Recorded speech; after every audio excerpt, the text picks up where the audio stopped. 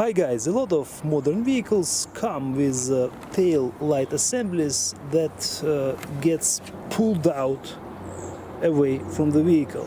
The problem is a lot of them are very tight when the vehicle is new and almost impossible to remove by hand. If your vehicle has this type of light, today we'll show you a simple way to remove it using this Scotch tape. Now I'll try to pull it off using my hands. You have to pull it away from the vehicle.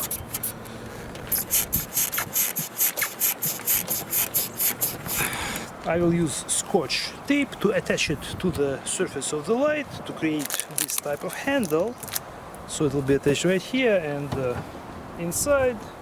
And I will use multiple layers to make sure that it is strong. This is approximately the result of our work.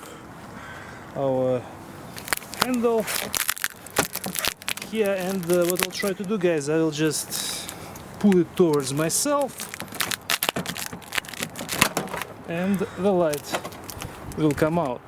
So like we mentioned, this method works, otherwise it's very hard to remove this light.